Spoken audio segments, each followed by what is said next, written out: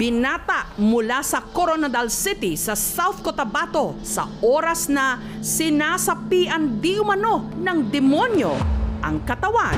Nagle-levitate daw o lumulutang. Isinailalim siya sa tinatawag na deliverance.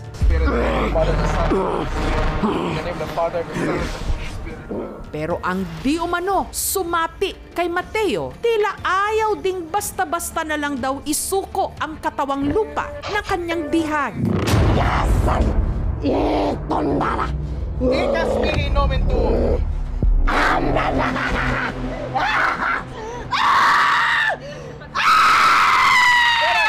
I command you in the holy name of Jesus, go back to your seat. Kayo baka maano yung ulo niya.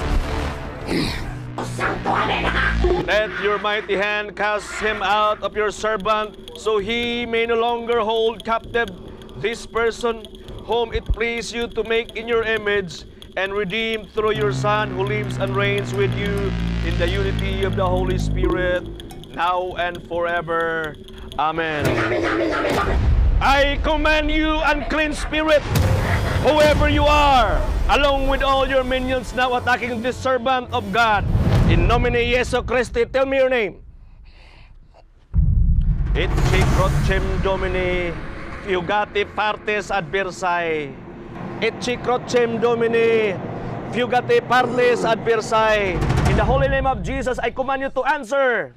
Do you know that the worms that cannot be dead await you and torment, and you will be tormented there forever.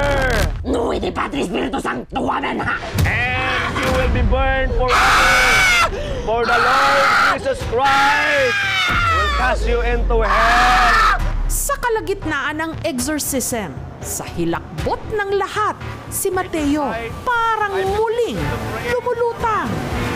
Nation in your sight, I beseech you to create around me and the sanctuary of your mercy. And the sanctuary of your mercy. Power or aid in any way. The demon present here, rendering them deaf, dumb, and blind. In the holy name of Jesus Christ, I command you to tell me your name. Maya-maya lang. Kindly open your mouth para makasuka ka. Sige. Tunla ha, tunla. Blessed oil yan, ha? Oh, sige, tunla. Big. Father. Tapos ito lunukin mo. Lahat ng mga bagay na ginagamit mo sa pagpanambal, kailangan i-surrender yan. Tapos, you live a life, you know, na you partake the sacraments, the church. We are so amazed sa mga nangyari kasi talaga natin yung power ng Panginoon over the devil.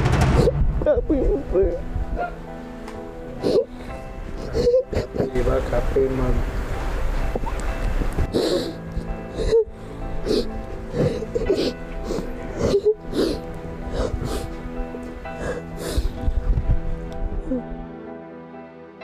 Isang treatment para sa bata, no, ay hindi lang yung pag-exercise, kundi yung emotional detox para wala nang pagkakapitan yung mga negative spirits. Expected naman na yun na kapag agitated yung tao, syempre bibilis yung heart rate, bibilis yung paghinga. Safety is yung number one priority, no?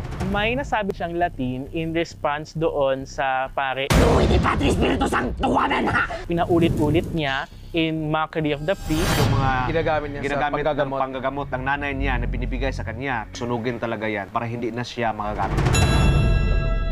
Father, Son, Holy Spirit. I-exercise natin yung entire bahay at saka yung entire compound nila to cleanse yung mga attached spirit. Huwag na tayong mag-attempt na gumamit ng mga ganitong pamamaraan. Tsaka lalo na sa mga nakapag-start na ng gamot na they think na galing sa Diyos yung kakayahan nila ng manggamot. Mateo. Oh, uminom ka muna. Nako, napakasipag naman ng pamangkin ko ah. Mag-alag kang mabuti ha, kasi yan lang ang mapapamana namin sa iyo.